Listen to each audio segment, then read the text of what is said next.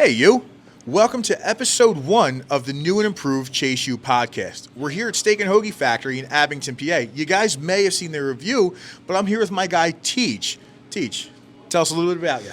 What's happening? My name's TJ. I'm not Thomas James, not Thomas Jefferson. I am the junior, and I'm the managing owner here at Steak and Hoagie Factory in Abington. Awesome. So TJ had asked us to come in. He saw the review, and he said, look, I appreciate the score, but I'm gunning for the 8. So he invited us in. We got a little video that you guys may have seen so far of us testing out the 5 signature sandwiches that are here. Delicious, by the way. And I figured, you know what? Let's get to know you a little bit more, TJ. So, Teach, tell us a little bit about where you're from. Where did your beginnings before all of this start? So day one, as a little guy, I grew up, born Bristol. Moved out of there around middle school. Double dipped a little bit because middle schools back then were a little different. They didn't mind 6th to 8th grade. So then I moved when I was 12 up to Council Rock in Churchville. Okay. Which where I got my second version of middle school. Okay. Everyone was trying to figure out lockers. I already had the gist, knew everything about it. Then I was growing up in kitchens everywhere. Bars, little place called Patagonia, and then eventually a place called Fresh Works, which turned into Steak and Hoagie. Okay. So talk to me a little bit about your background. We moved from Bristol. We make our way up to Churchville. We're in a couple different middle schools. You said you started getting in the kitchen, you fall in love. So I want to backtrack a little bit. Has that something that you just grew up with? Like, was that something, you're in the kitchen with the family, you're kind of cooking a little Sunday sauce, a little Sunday gravy? You call it sauce or gravy? Gravy. How about you guys out there? Comment below. Do you call it sauce or gravy? I call it sauce, but we won't get too hung up on that. But talk to me a little bit. Growing up in the kitchen, so I'm assuming that was a big thing in the family for you as well. Absolutely. Sports, family, and church was always the biggest 3 things for us. I want to say sports, always grew up. Baseball, football, a little bit of basketball. Would have loved to try my hand in hockey, but not too good on the blades. That makes 2 of us. Yeah. And that was my favorite thing, is not even playing sports, is maybe sitting down and getting to eat with teammates afterwards, or then you get to go home. And that was my ultimate time where I spent time with my mom and my grandma in the kitchen.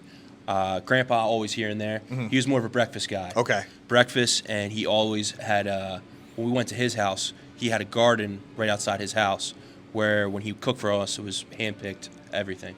That's awesome. So what are some of the prominent things that stuck out to you cooking, or what are some of the prominent recipes that you look back and you're like, man, I could make that with my eyes closed, or that's something that I miss cooking with my family?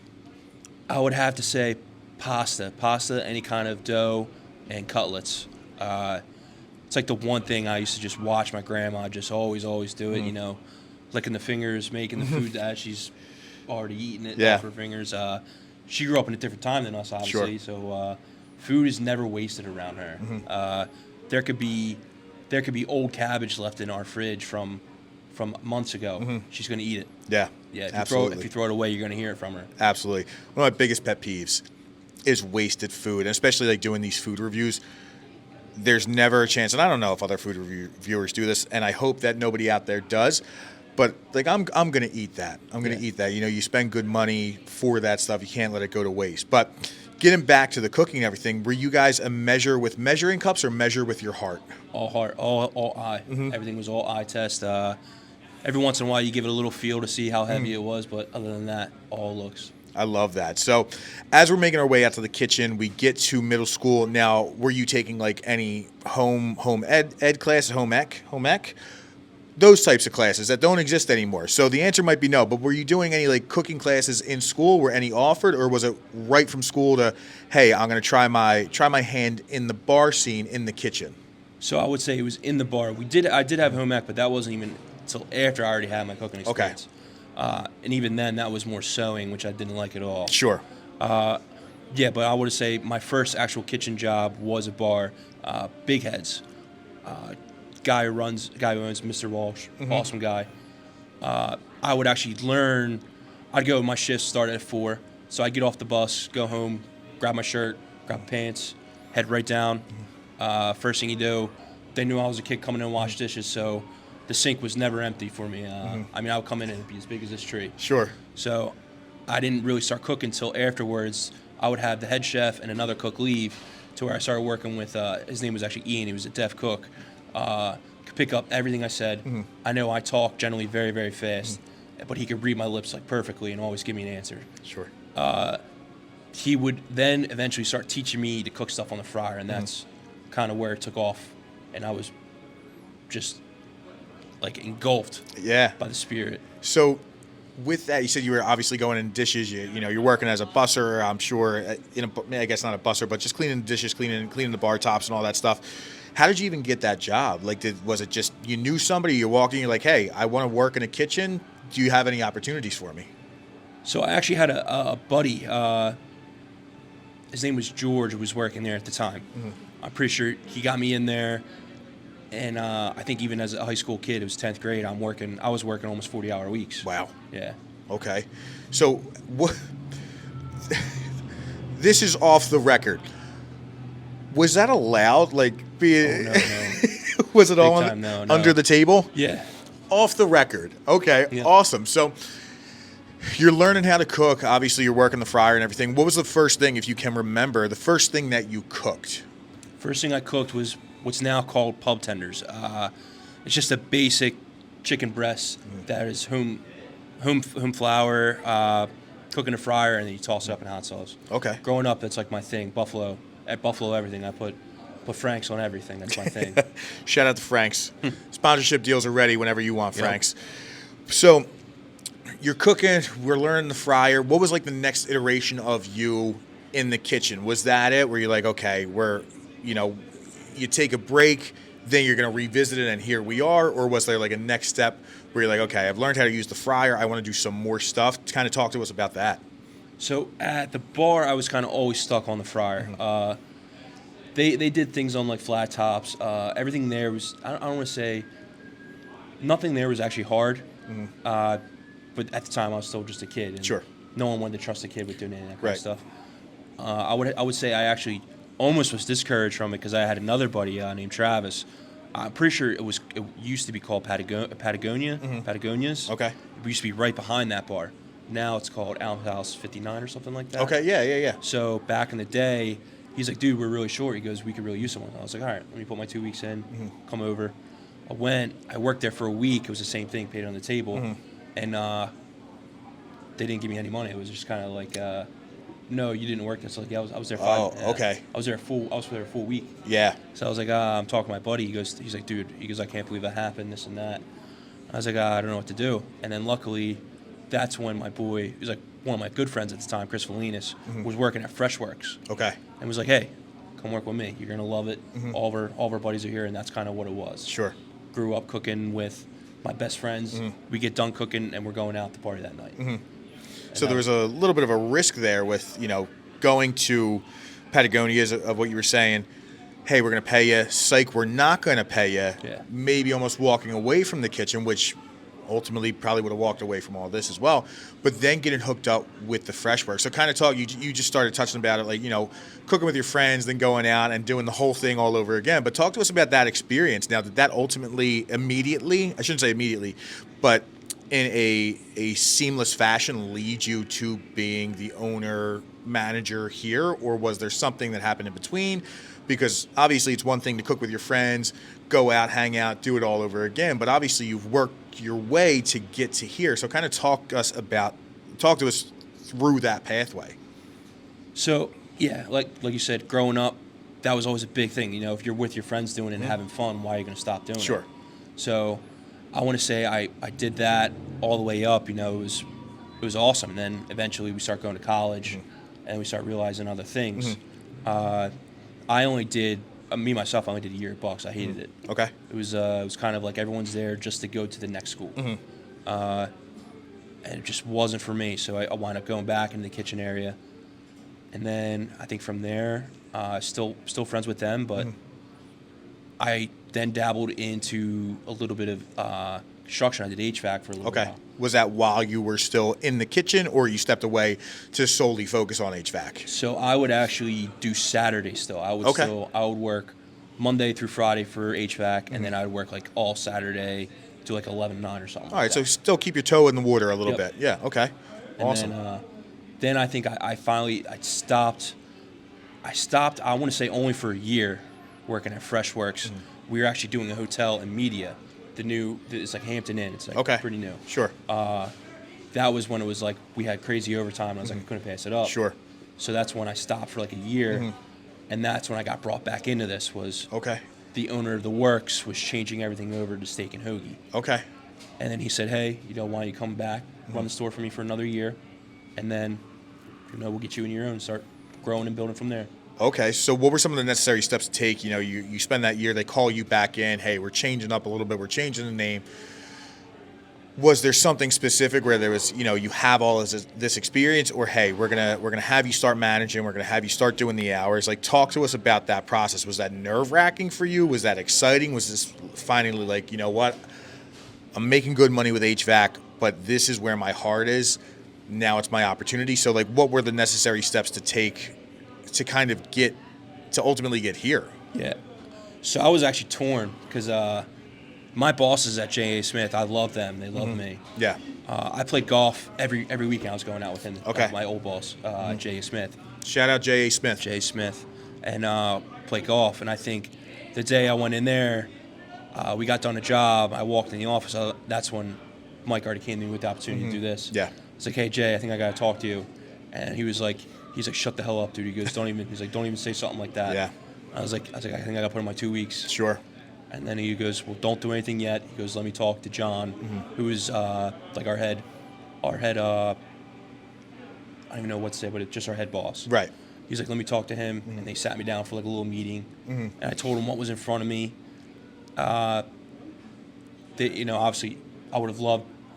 This is a dream. Sure. So I would have loved to stay for them, but I had to take a chance finally on myself. Yeah, absolutely. I think it's a crucial thing for those of you guys who don't know Chase isn't my name, and if this is a surprise to you, I'm sorry that it was broken to you this way. But Chase U kind of stands for Chase the best version of you. So this was kind of that opportunity to be like, hey, this is in my heart. This is what I want to do. But you open up. How long have you now been operating at this spot? So this is like just fresh over 2 years. Okay, so 2 years since November. You opened up during or like right before the pandemic hit? I want to say it was like the height of pandemic because I think it started in like April, I want to say. Yeah. That's when things closed down, I think. Sure. And then it was, we stayed open through all of it because it was, grocery stores. Essential businesses. Businesses, everything like that stayed open. And then we talked, kept open through it all. And then this was kind of like the one store where it was like now or never. Okay.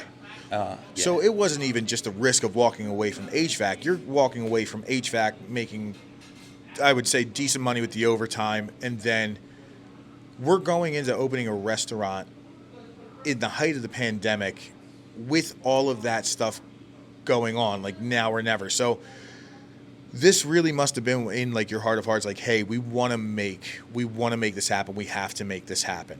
So what were some things, like maybe some struggles or obstacles that you overcame to be like, hey, this is tough. This is going to be tough, but we got to make this successful. What were some things where you're like, okay, we got to push over this, or how did you come over some of those obstacles as well? So this place when we first took over was like a week away from closing its doors, calling it. The guy, Dave Christie, was the original Steak and Hoagie, was ready to just say, hey, I'm heading down to Florida. What is what the store will be? Took over. As soon as I came in, we changed up a lot. I did all the ceiling. I did lights, TVs, bathrooms, a lot of works. They weren't even open. They were open Wednesday to Sunday, closed at 5 on Sundays, I want to say. Okay. So I immediately kind of changed that, even to where it was just me here by myself Monday, Tuesday. Yeah, what kind of hours were you putting in? Every hour I was there. Yeah. Open to close, yeah. Wow. That's impressive. And I think that's such a key thing, you becoming a business owner, especially during that trying time where it's like, okay, well, I just took a shot in the dark, kind of. I took a risk, went with my gut, went with my heart, and now we have to make sure that this is right. So With that, you open up, you've been here 2 years later. What have been some of the things that you have found, like, this is what's made us successful? This is what's kept us open now in a time where we start to see ourselves come out of the pandemic a little bit. Businesses are thriving a little bit more. Obviously, there's still always going to be the constant battles, but what have been some things that have worked really well for you? I want to just say it's gaining the trust back of everyone, because the way things were ran was kind of started to get very cheap on what he was putting out. Okay. So we had to reamp up. So our trust of the product. customers. Yes. Okay. So we had to bring all that back.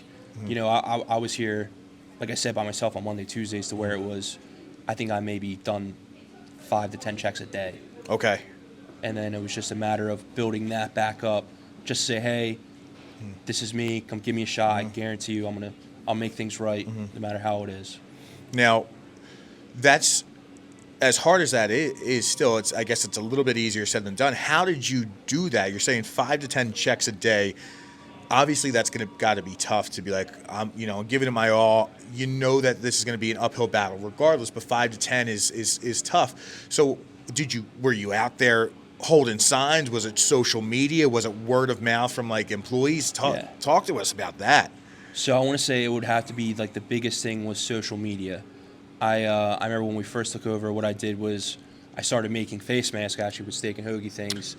Okay. And I put a little contest out. It was like, I got like all the general information of people around here and just kind of blasted on their pages like, like, share, come to the page.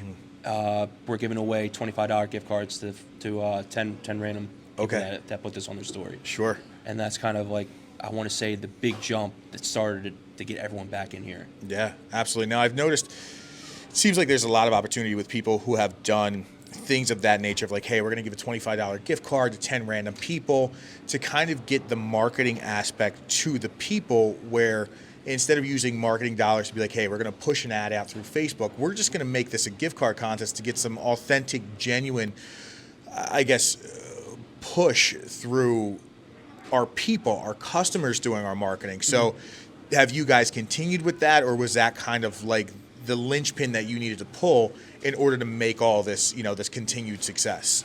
Yeah, so we still do some of the stuff like that. Like just recently we had a costume contest of any of the kids coming in. We would best costume. I had a little sign up sheet, and it was name, number, and email, and then see the kiddos walking in, and it was best 3 costumes. I think we gave a gift card to. All right. Other than that, it was just literally me going out during lunch hours, just sampling my food, going to like Dick's, going to the hospital, things like that. Yeah. Like, hey, this is our food.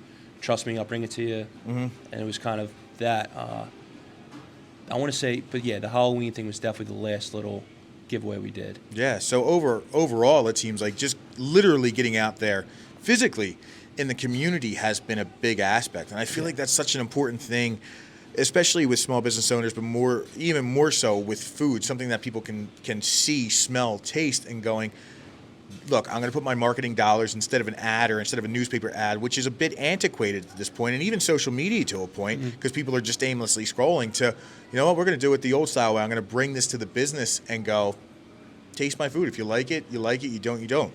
Now, with that, and this is kind of a reason that we ended up here right now, is that it seems like you do a really great job of being like, hey, this is what you said about my food. How can we make it better? So, are you guys pretty open to suggestions of like, hey, this is how this tastes, this is how you can make it better, or maybe you should put this on the menu? Like, kind of talk to me about that process. Is that more in-house? Do you get a lot of opinions and ideas and feedback from customers? Like, what's that process like for listening to the people and maybe adding new menu items? Yeah, I'm by no means am I the know-it-all guy or knows everything. So I love getting insight, because food is infinite. You can learn something new every day about anything.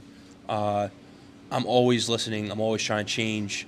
I love being able to give someone food that I know that I love doing, and then seeing them reciprocate that and be very happy on what they got. Absolutely. But if they could come up, say, hey, this be a little better with this or that, I'm always listening. Awesome. Now, I know that in this area that we're at, there's a lot of hidden gems that are in here. And I know We got Steak and Hoagie Factory here. That's got to be your number one cheesesteak, your number one sandwich. And if it's not, it should be. But I think it's fair to say that that is by far somebody asks you, hey, where you should go? Obviously, my spot right here. But what are some other spots in this area, whether it's cheesesteak, whether it's hoagie, whether it's just like sandwiches? What are some of your favorite spots that you've been that people should probably check out? So I want to say, first of all, right down the street, shout out to my bud Aunt, and now Mike. Silvio's phenomenal. Oh, good old Hatboro. Love it. Yeah. I think it's like amazing. I love the whole walk-up window, or also all that kind of good stuff. They have their fresh bakers come in daily, and they're just pumping out amazing bread. Yeah, something special about that bread. You guys have great bread as well, but there's just something special about that in-house bread. But what's some of your favorite things there? Cheesesteaks, their hoagies. I mean, their deli section is phenomenal. Yeah. Like, I've always been like a hoagie guy. They're Italian, love it.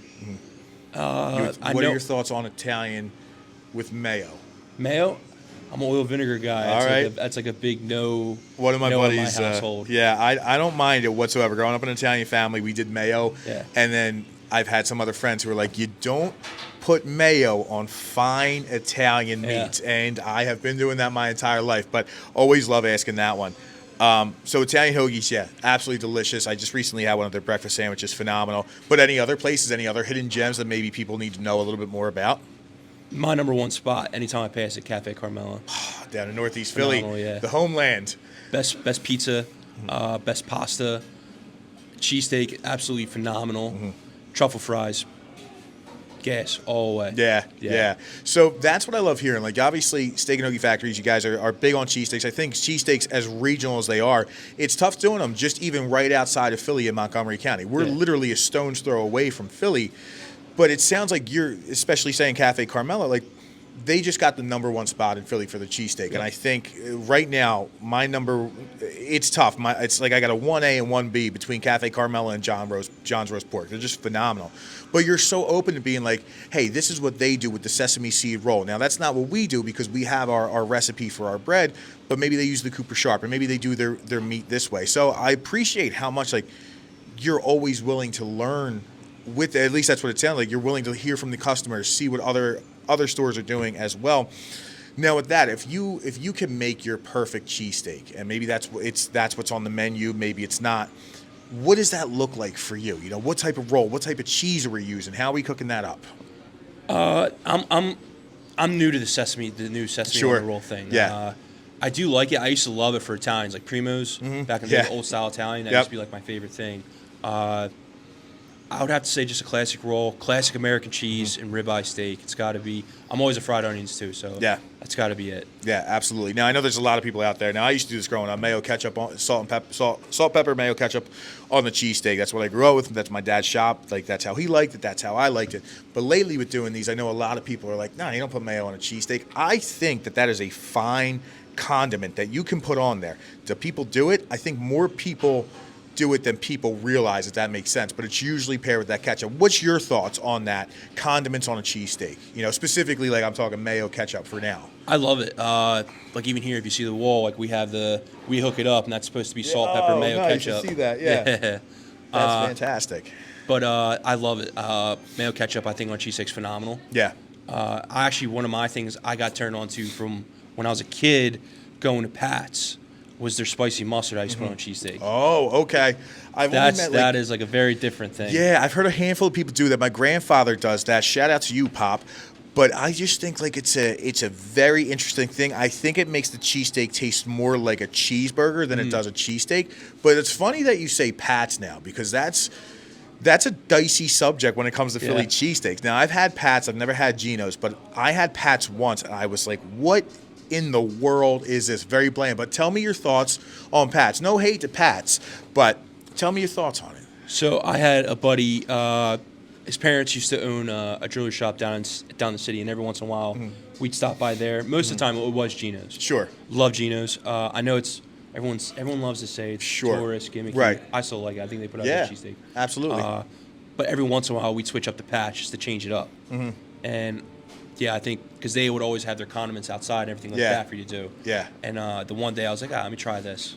Put it on, fell in love. Yeah. Now that's the thing. Like get into arguments sometimes on social media about like mayo doesn't go on there, ketchup doesn't go on there, like you're crazy. But I also feel like those are people that actually aren't from Philadelphia who are like, no, you can't put it on there. When you talk to people, and I know that there's a couple cheesesteak places that do it big to where like, no, mayo and ketchup is kind of like what you go on there or what goes on there. Now, cheese-wise, there's obviously a lot of different options. OG, to be rumored, is provolone. I know some people are like, oh, the original cheesesteak didn't have cheese. Is it a cheese? Was it a cheesesteak then at that point? Yeah. You know, was it just the ribeye between the sandwich? But provolone was rumored to be the first one. I've never had a provolone cheesesteak. I think that that's too dry of a cheese even when it's melted, much like when people put mozzarella on there.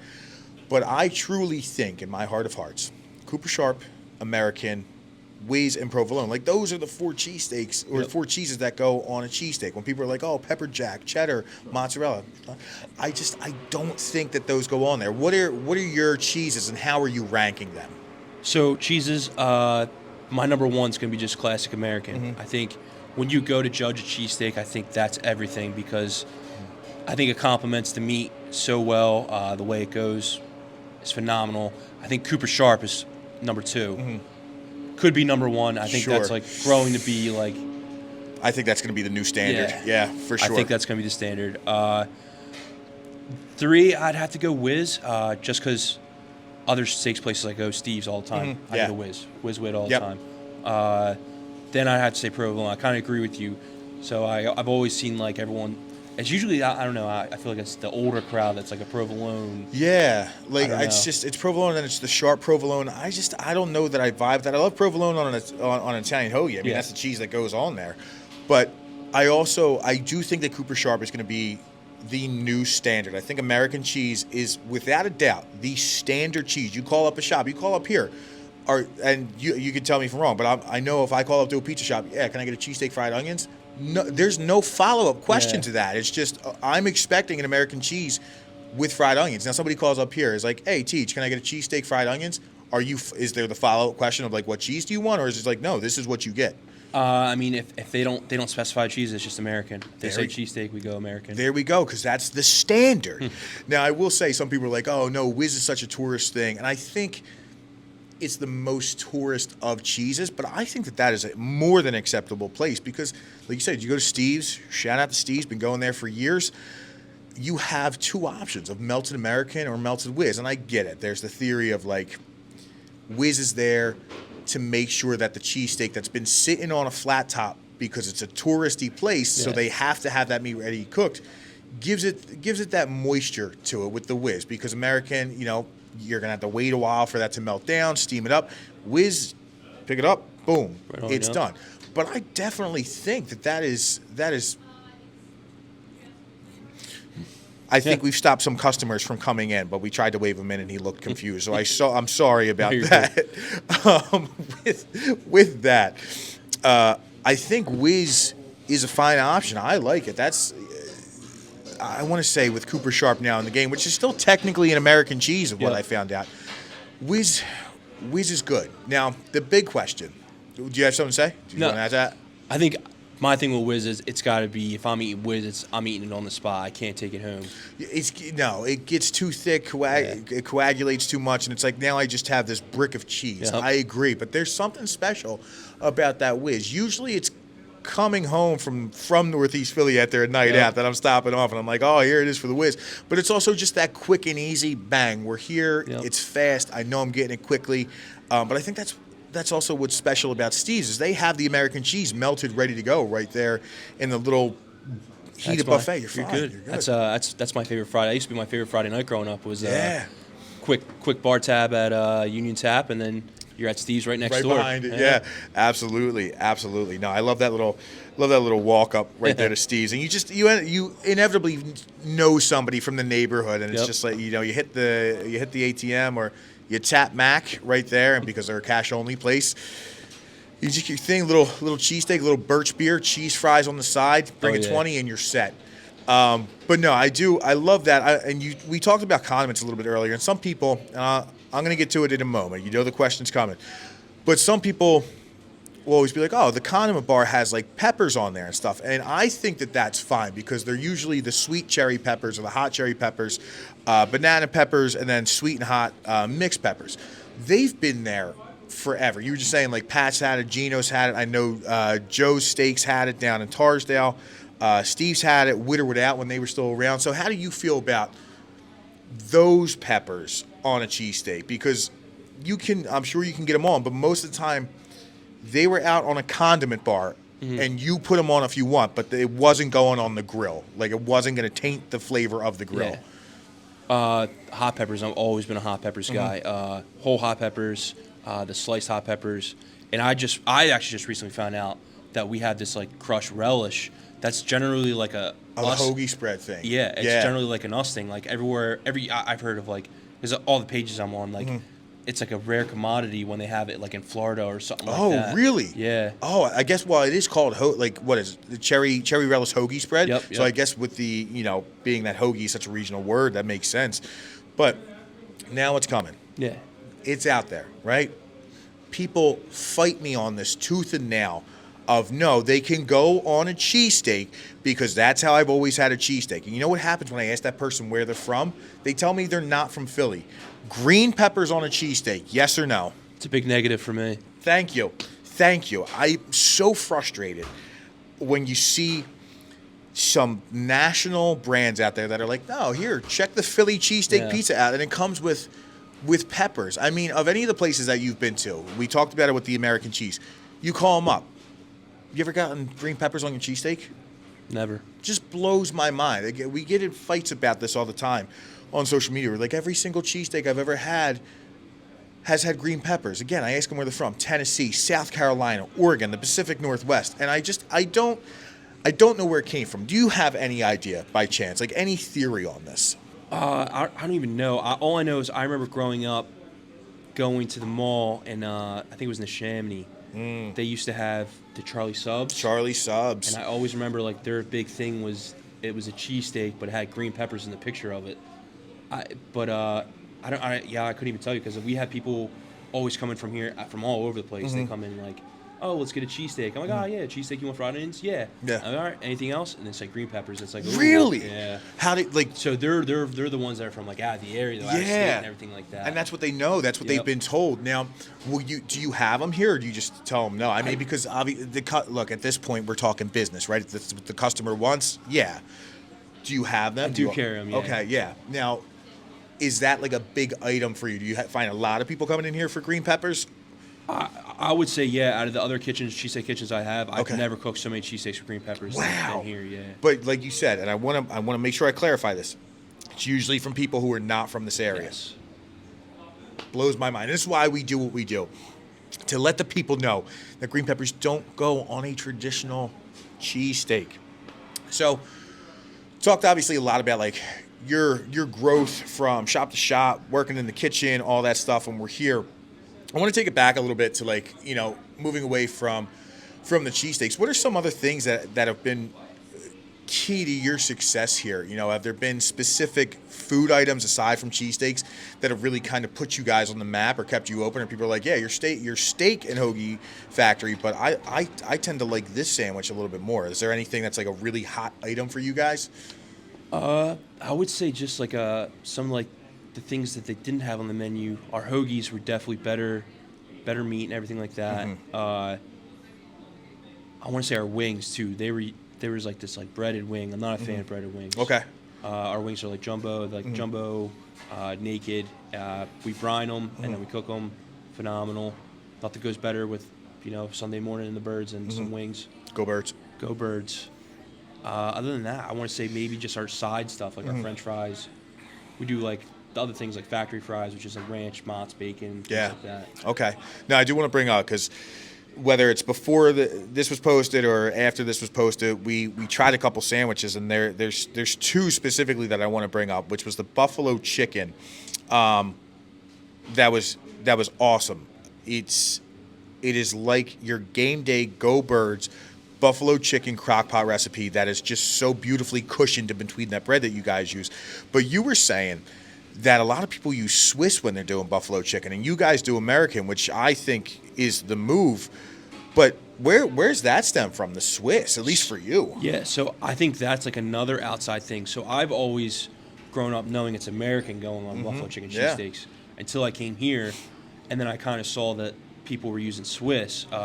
Even now, I'll go to some restaurants and I'll look at the menu and their buffalo chicken says Swiss.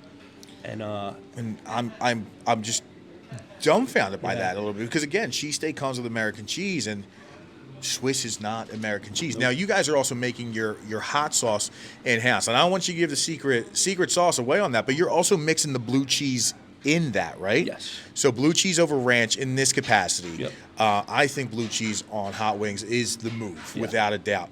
But what does that look like for the process of like the new foods? I know that we talked about it a little bit earlier with like the community trying things, them giving you advice, but like, do you test that out like with the employees? Is that just homegrown stuff and you're at home or you're in the kitchen back here and you try it until you like it? Like, how does something land on the menu for you? I actually watch a lot of my recipes, like some of the things I've gotten off of this great guy on YouTube. His name's Sam the Cooking Guy. Like Sam the Cooking Guy, he puts out some phenomenal things. Like I think I used to mess around. He used to have this. I think it was a Vietnamese sandwich with chicken. Mm-hmm. Phenomenal. It's like pickled cucumber skins, carrots, with like a chicken, and it's just phenomenal. Yeah. But yeah, anything else? Like I've always been open. I always hear. I'll always cook some. Like the other day, I think I cooked pizza here. Okay. And I tried it. We did a buffalo chicken pizza. Mm-hmm. Came out good. You know, our oven's not really meant for pizza, so it's a little tough. But yeah, I'm always trying things. And it's rather if it's not my mom or grandma I'm trying it, it's people here. Okay. So, and if it's not workers, it's like close family friends, like guys that aren't going to blow smoke up. Absolutely. And be like, oh, this is very good, and next thing you know, it's a flop. So absolutely. Now, I want to bring it back. You're saying your mom and your grandmother. You have the one sandwich on here, the Gigi sandwich. Yeah. Just tried it. Absolutely phenomenal. I wouldn't be surprised like if you put that out there, that's going to be the best seller because this thing is a breaded chicken cutlet. Prosciutto, is it prosciutto? Help me. Fresh mozz in a balsamic glaze with some homemade in-house roasted red peppers. Red peppers. Delicious. Prosciutto. There we go. I'm not going to try and get the Italian out on that one. Absolutely phenomenal. This thing just is so well balanced. But like that's some of the stuff that I absolutely love because cheesesteaks relatively pretty simple thing. But you're coming in here now with the buffalo chicken cheesesteak, still somewhat similar, but you're putting your homegrown flavor on that with the hot sauce. This cutlet is one of the best that I've ever had. Now, do you think that there's a chance that things like that become your best seller? Like how is that received for like some of the homegrown items that you have that you're putting out there? So I do. I think it's just tough to get because that, especially for us, we're steak and hoagie. Right. People are going to go for our cheesesteaks, our hoagies. Right.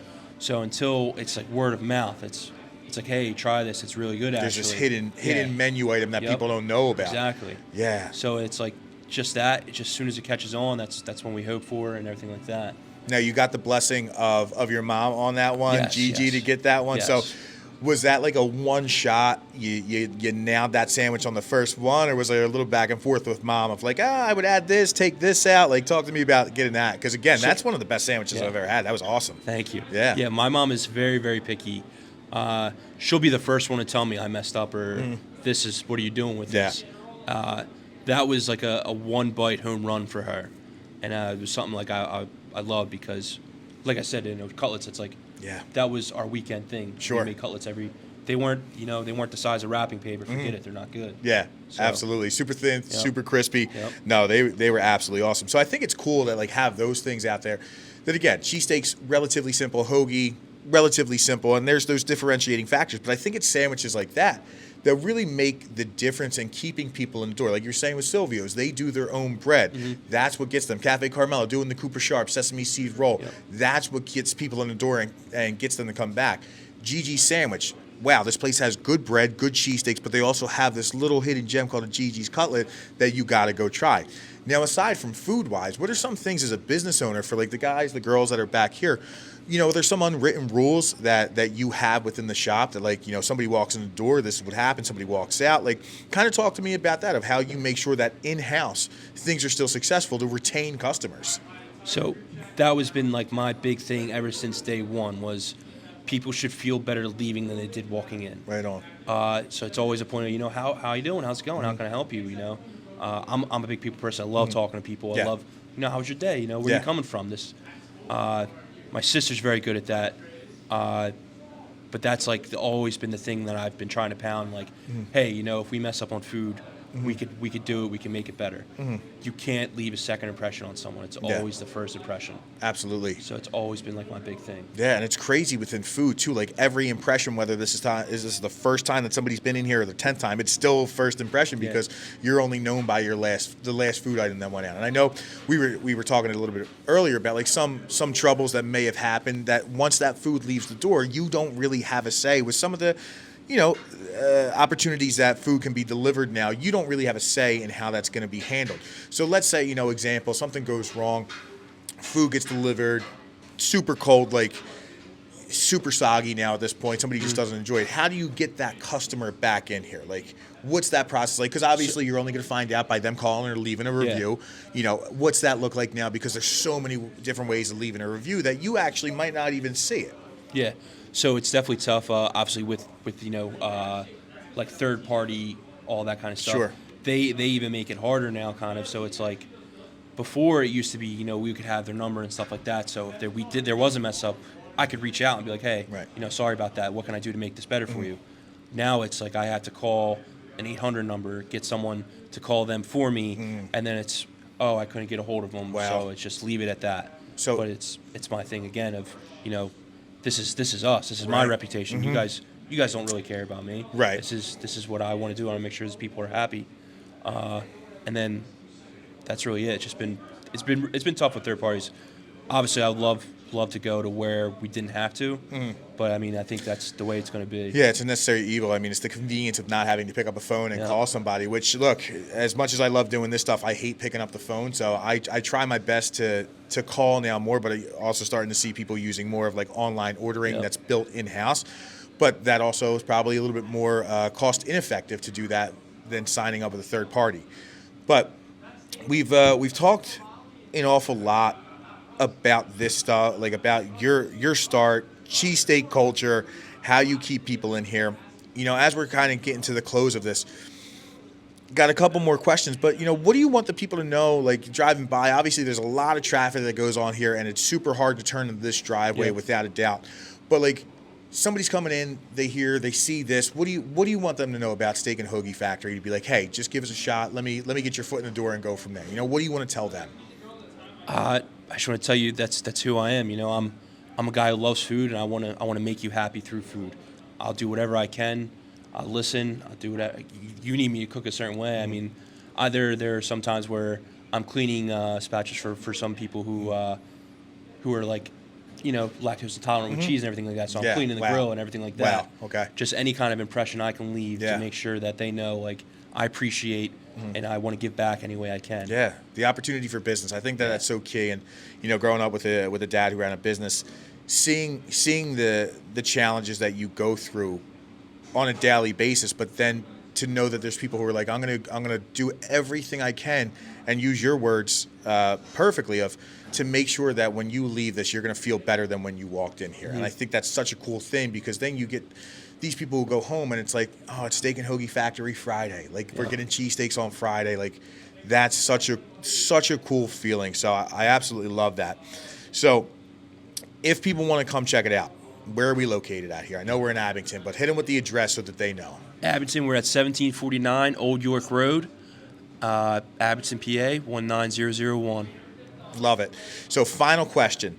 Tie it up with all the podcasts that are going forward, and you're the first one getting asked it. But we talked about everything, your growth, the successes, the challenges, cheesesteak culture, all that. Hit the people with it. How do you chase the best version of you?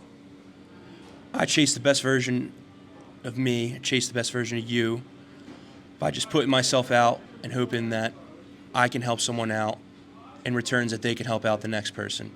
I think it's just a trickling thing. I think the way we're going, where everything seems to be, it's what's in it for me, what's in it for that. Yeah. So I always try to make it a point where I go out of just to, make that extra comment or that phone call. Mm-hmm. How you doing? How's it been?